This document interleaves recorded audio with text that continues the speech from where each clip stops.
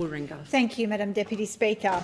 Intimate partner violence against women and children is our greatest national shame.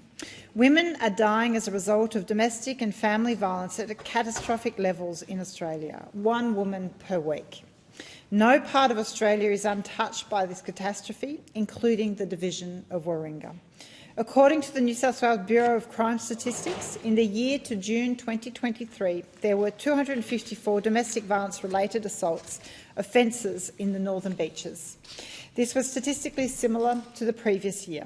It's not good enough, so this is a crisis. 4 days ago, I attended a fundraiser for the Northern Beaches Domestic Violence Network to acknowledge and raise money for the 32 organisations in my community supporting victims of domestic violence and to commence the 16 days of activism against gender-based violence. During the evening, we held a vigil for the 53 women killed this year by partners. It was a sobering, harrowing but necessary reflection. Since that event, Catiuscia Machado was allegedly murdered by her partner. According to the count by Destroy the Joint, she was the 54th woman killed this year. Whilst intimate partner violence also impacts men, it overwhelmingly impacts women. I want to acknowledge the recipients of the Community Awards from the Northern Beaches Domestic Violence Network. Their work and support is essential.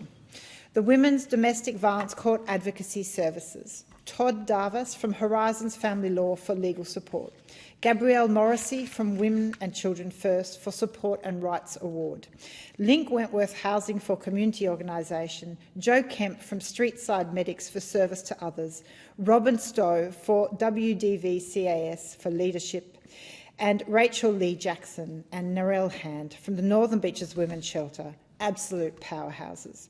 We need to do more and move faster and with more urgency with what works on this issue. I press the Prime Minister in question time to act with more urgency.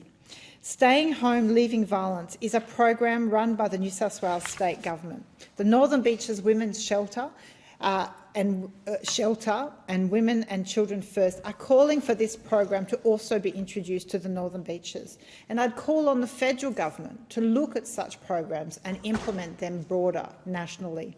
We need to ensure that women and children escaping domestic violence have somewhere to live, and the current system puts them at risk of homelessness, not perpetrators. It needs to be reversed. So this program flips the burden of leaving the home from the victim to the alleged perpetrator where it is appropriate.